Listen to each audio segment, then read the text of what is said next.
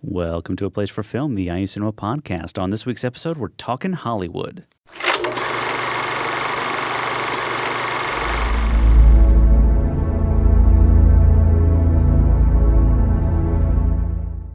All right. Hello, everyone. Welcome to the show. My name is Andy Hunsucker. And I'm Jason Thompson. And this week, we're going to be talking about Hollywood movies, Jason. Mm-hmm. Now, I think they get a bad rap a lot of times because a lot of people just sort of use the phrase Hollywood to mean bad. Okay, But we've got Manny Knowles here, the technical director at the IU Cinema, who is the lead projectionist and the person without whom we would never see a movie in the cinema, for sure, I think. Oh, that's amazing. Thank you. Manny's going to talk to us about sort of the idea of Hollywood movies. You were at an IFN meeting a few months ago, Manny, and you talked very eloquently about sort of the structure and theory of a Hollywood movie, and I thought that was great. So you're going to tell us all about that, and we're going to talk about some of our favorite sort of Hollywood movies after we sort of understand a little bit better of what's actually going on. All right, well, let's get to the Hollywood movies. And like I said, I hear a lot of people using that as like a bad word, like, oh, well, it's a Hollywood movie, so But Manny, maybe you can shed some light on what your idea of what sort of Hollywood movie is. Right. Well, I think that the bad rap that Hollywood is getting, especially nowadays, is based on the actual product that is being put out, which, I mean, to be really honest, I don't go to the movies very often. When you work in a movie, well, I'm speaking for myself. I work in a movie theater, so on my day off, going to a movie theater is a little odd. But I do occasionally go to the movies, and I don't buy tickets in advance for anything. Sure. I show up and I see whatever's showing. That way I'm going in with as open a mind as possible. And I do find that I enjoy them a little better that way. They're still pretty basic stories. But at least they don't have the pressure of months and months of very expensive hype, getting my expectations in a place where maybe my expectations shouldn't be because the movie can't deliver on that kind of thing. And so I find that seeing a movie without really knowing who's in it or what it's about or anything like that, and you just sort of take it as it comes, it's a little bit, it's a little better for the movie, a little better for me. Yeah. I think we're going to call that the Manny Challenge from now on. I think I'm going to try that sometime. You should try it. You should. The difficulty for a lot of people, and I suspect this would be a great difficulty for you, would be to not just go and see whatever's starting now, but you will have probably heard about it. Yeah. I don't watch trailers. I don't go to the websites and look at the trailers. Mm-hmm. I don't. You're naming actors in these movies, and Sure. I don't know them by name. Yeah. So I've kind of unplugged from the influence of the Hollywood marketing machine as much as possible, but I still like the Hollywood method, the Hollywood approach to storytelling. And one of the things that I'd like to add as well is that Hollywood doesn't have the monopoly on this, nor did they really invent it. But we can see this at work in independent films. When I told you I was going to talk about Moon, and you said, "Oh, that's interesting because that's not a Hollywood movie, but it behaves like one." And so I think that these are the virtues of Hollywood storytelling, what I will call Hollywood storytelling. And the reason I would call it Hollywood storytelling, I think the reason most people would consider this to be Hollywood storytelling, is that Hollywood very infrequently departs from its established structure and, genre conventions and things like that. Whereas independent movies and foreign films and things like experimental films, they are more free to do so. So Hollywood seems to be stuck in this sort of formula. And that word, too, takes on a negative connotation. But as you'll see, even though virtually all Hollywood movies have certain basic storytelling components in common, we have limitless combinations. And we've got great movies that manage to function within these parameters. And then you have not so great movies that follow the parameters but sort of slavishly and aren't as elegant. It's not as elegant an employment of these or application of these principles. Why don't you refresh my memory on some of the things that I was talking about at the IFN? Well, you were talking about, you have this main character and he wants something, and that, like there's that sort of structure to it. So my memory is right then. Okay, I wasn't sure exactly what it was. I'm like, what did I say that was so wonderful? This is when I was a student at USC, which was not that long ago, actually. One of my favorite classes. It was the class that I think has stayed with me. My memory of it is very clear, and I hope that it always stays clear because this was a really eye-opening class. It was wonderful. And it was based on the teachings of a man named Frank Daniel, who I think was at one point the dean of the school, but don't quote me on that. Anyway, he taught screenwriting there. And he had a very simple recipe for a story. And it came down to three things. Someone wants something very badly and is having trouble getting it. Yeah. That's it, And if we just sort of come up with stories that we like or come up with movies that we like and we look at the storyline for them, we can break them down. We can identify those three elements. You could say four elements too, because the very badly, want something very badly part, that's important. It can't be something inconsequential. Yeah. There has to be something at stake. What if they don't get it? So what? Why do we have a movie about this? That kind of thing. So, if you want to come up with some examples, you've seen way more movies than I have. I feel like such a bad film scholar because I really haven't seen as many movies as people might think I have. Yeah, well, one that I wrote down was Rocky, which I think falls into that. Yeah, I saw Rocky in the 70s when it was in the movie theaters. You're going to have to come again. But what does he want to be? He wants to be... He wants to be a boxer. Right. Let's do this. Let's take the... I forget the method where the student answers the questions. There's a name for this, and my words are failing me right now. Is it the Socratic method? The Socratic method, yes. Okay, so what does he want? He wants to become a boxer. Okay, who? Rocky Balboa. Rocky, yes. Wants... to become a boxer. Why? To sort of improve his life, because he thinks that he's sort of a thug for a loan shark, and he's breaking people's legs, but he feels like he could be a great boxer if he gets this chance to fight Apollo Creed. Yeah. And is having trouble getting it. What's his problem? Why would not winning this fight be easy for him? Because Apollo Creed is the greatest boxer in the world. There you go. Yeah. And he is not so great? He's not. He's been a boxer, I seem to remember him but running he's an around amateur. and trying to find chickens and things like that. He's an amateur boxer. Yeah. But Apollo Creed has decided he's going to give some lower class fighter a chance to fight him for publicity. So he's an underdog. Yeah. Right? A definite underdog. And the interesting thing about that movie is he doesn't win. Yes. So that's an interesting spin on that sort of... But he gets his shot, and he fights definitely a good gets fight. his shot, does a good fight, but then, of course, you have the sequel. Yes. In which he, Right. They didn't know they were going to have a sequel. But I mean, and that the other thing, too, is if you dig into it...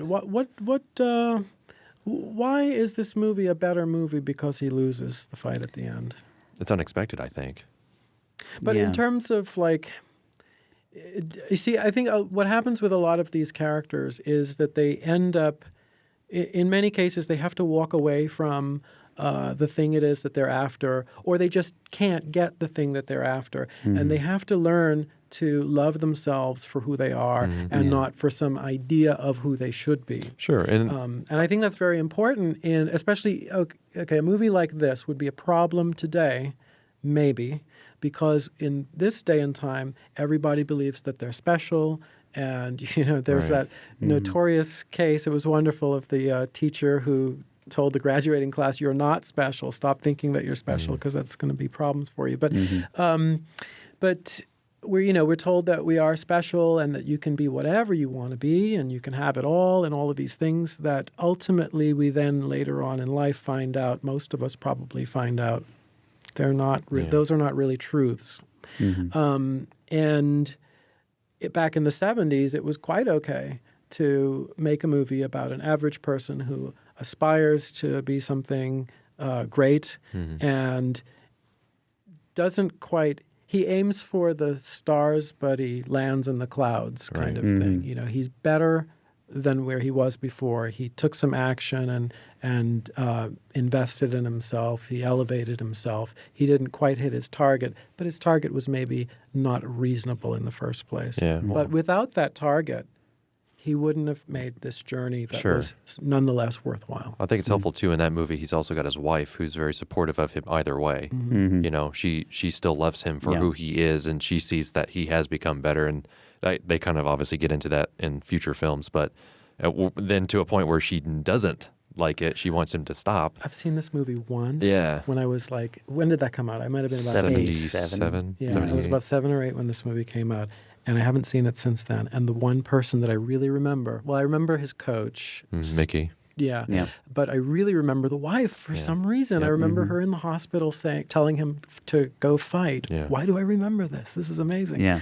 Anyway, it was a great scene. Yeah. Yeah. So that's Rocky. Yes. And that's a great example of the Hollywood formula.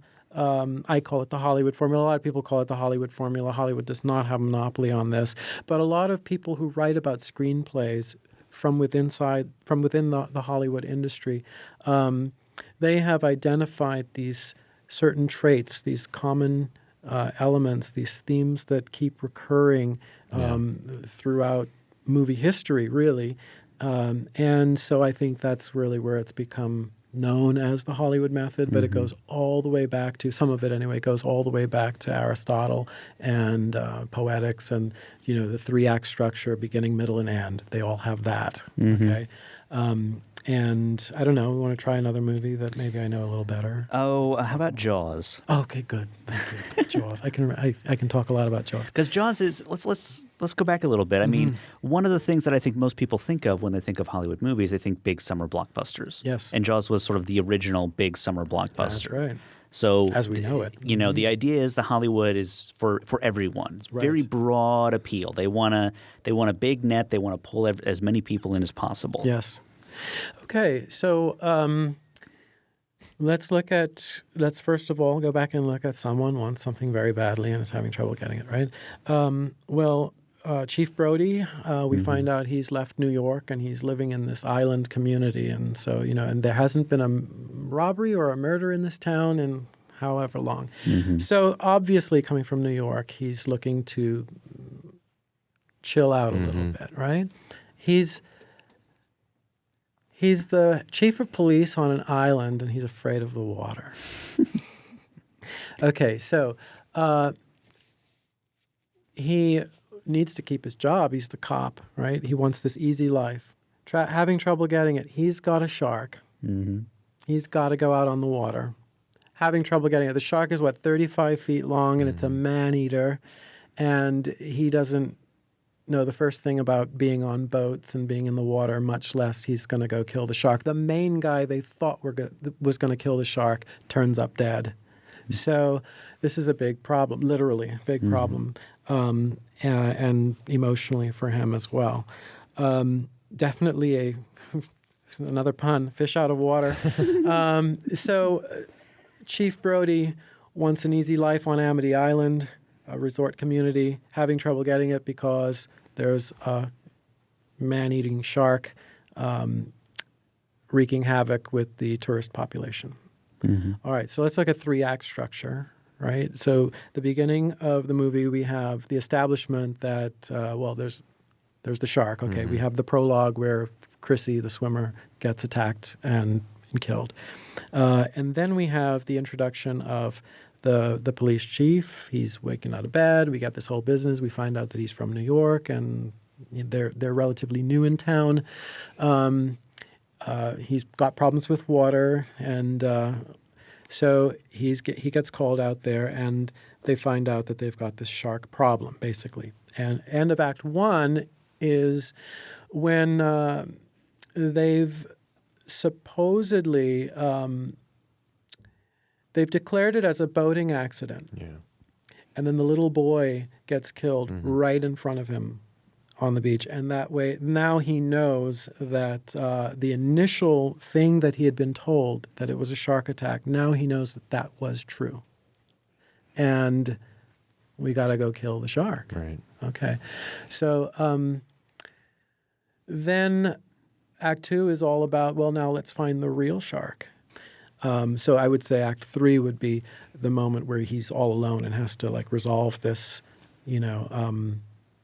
up close. He's got to get his hands dirty.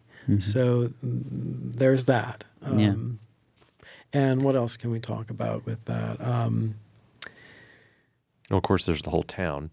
The people in the town want the beach to be open. That's right. Conflict. Yeah. So yes, back to, well, this is readily apparent from the beginning, or near the beginning in Act 1, where they changed the report from being it's a shark attack to it was a boating accident, because shark attack would be bad for business. Right.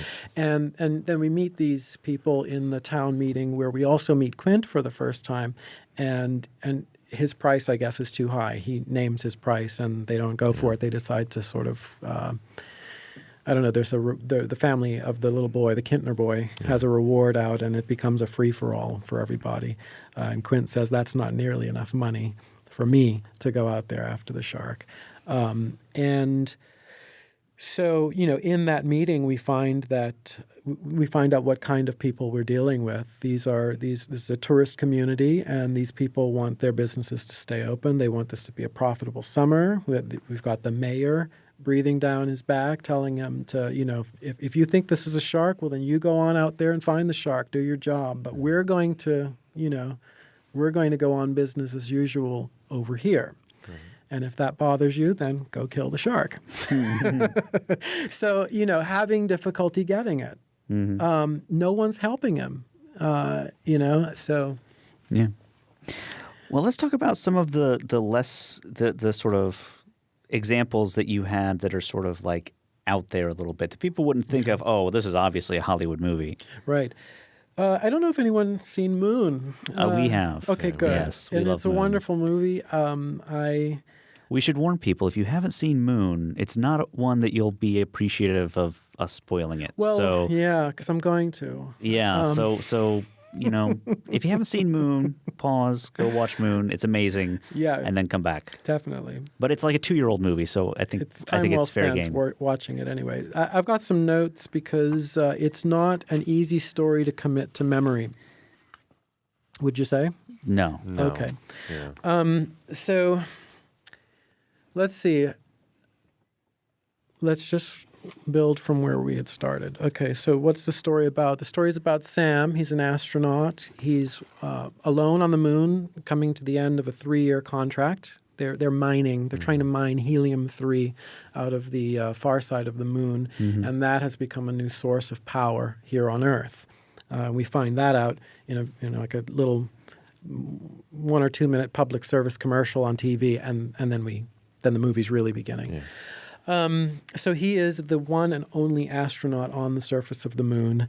There are some rovers out there that are doing the mining, and then every time they report back and say that, oh, we've got a full tank, then he goes out and gets it and brings it back, sends it back to Earth. And we all get 70% of our electricity that way or something like that, right?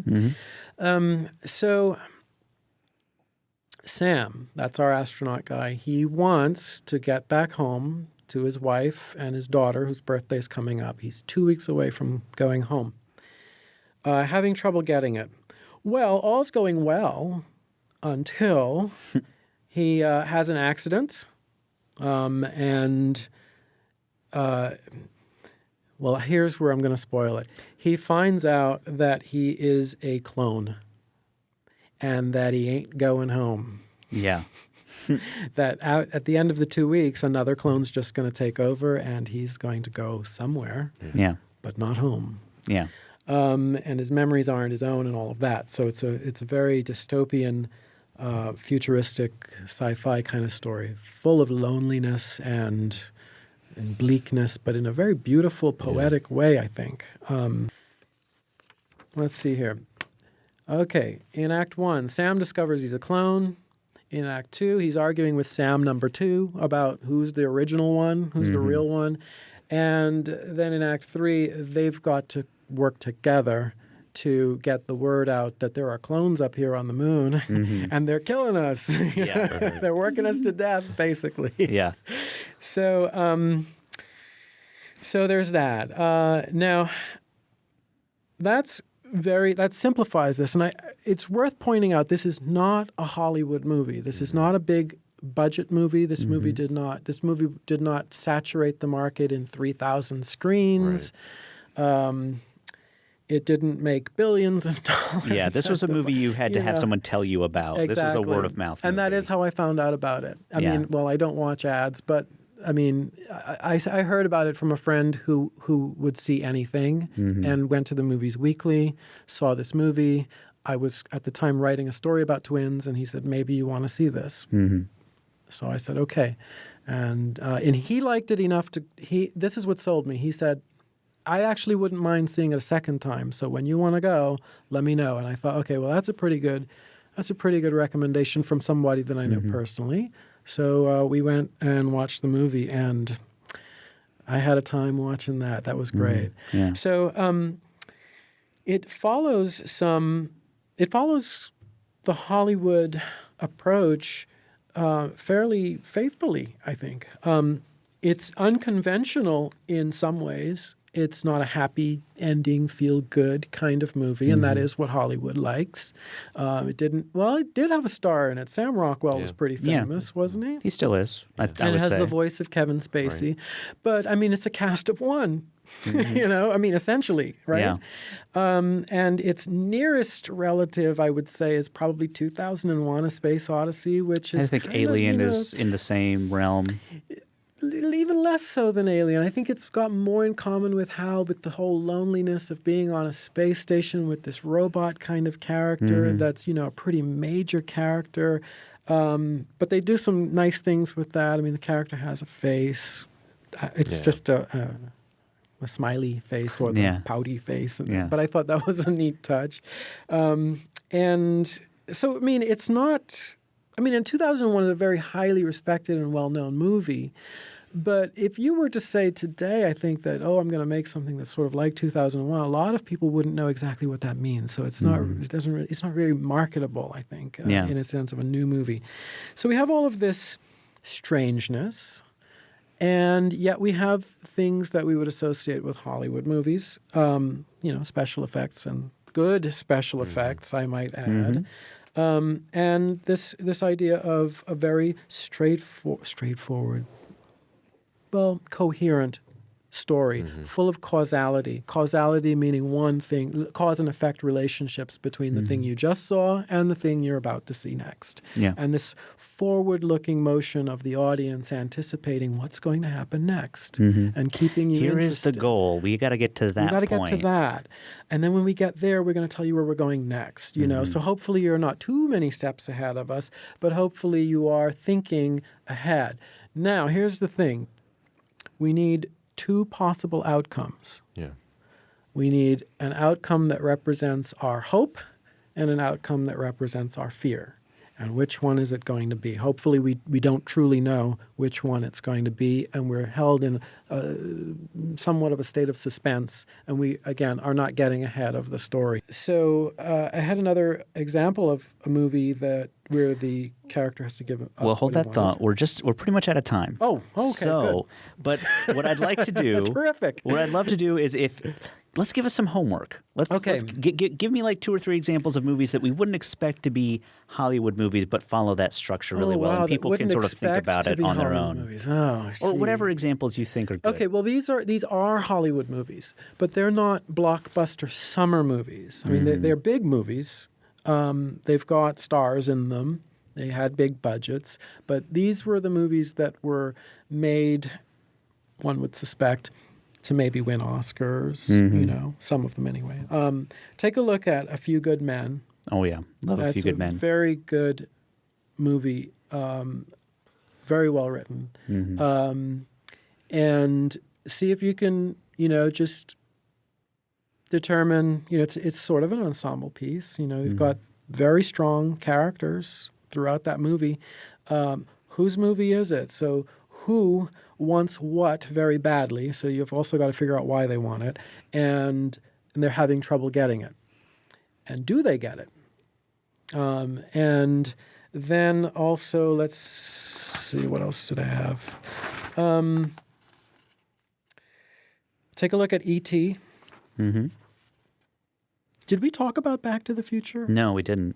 Look at Back to the Future. Back to the Future is a Hollywood summer blockbuster movie, but it's firing on all pistons, and that's a great pun, isn't it, with the car? But that movie is very well written. It's very economical. They don't waste a moment in that movie. I mean, look at how, if you haven't seen it, or if you haven't seen it in a while, watch it and then watch it again. And you will see that every scrap of information that is presented to you is there for a reason. Highly manufactured and yet very seamless storytelling. It's really, really well done. Look at Top Gun. Totally. Yeah, I haven't watched it in a while, but I started thinking about it again because I know you like Top Gun. And also the head faculty at USC was one of the writers of it. So it's sort of, you have to see it. Totally. But it is very well written, very economical. Let's see, what else do I have here? Die Hard is good. And let's see, what movie was that our professor showed us, and it was amazing that it applied to the Battle of the Algiers. I haven't seen that one.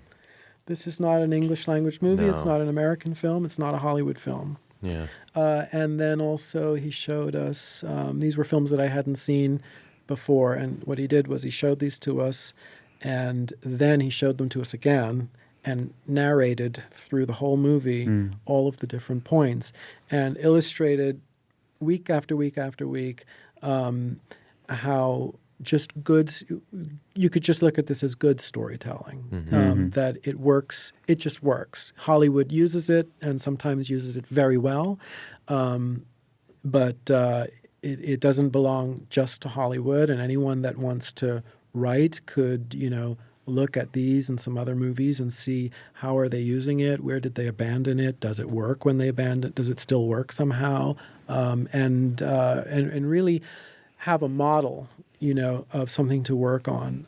I liken it to looking at a puzzle. When you're putting a puzzle together, you do kind of need the picture of what it is you're trying to make. Also, watch the movies. Sure, if you want to read the screenplays to just sort of see what a screenplay looks like when on paper, that's fine. But realize that the goal is not the printed word on paper. The goal is the finished movie. Yeah. So look at the finished movie and model yourself after that, and your printed words will probably, be that much closer to it. Also look at Thelma and Louise. Great movie. Great movie. Look at that in terms of sequence of like they get out of one problem and another problem happens, and they get out of that problem and another problem. Each solution to a problem creates a new one. So that's, 4 or 5 movies there? Yeah. All right. I wish I had more non-Hollywood movies for you, but that's not really my thing. Yeah, that's okay. So that's okay. Well, this has been very informative. I appreciate it, Manny. Thank you very much for coming on and breaking this down for us. Well, thank you for making this a lot easier than I thought it was going to be. Yeah. All right. Well, I'm Andy. And I'm Jason. This has been, and always will be, A Place for Film. A Place for Film is recorded at WFIU Studios in Bloomington, Indiana.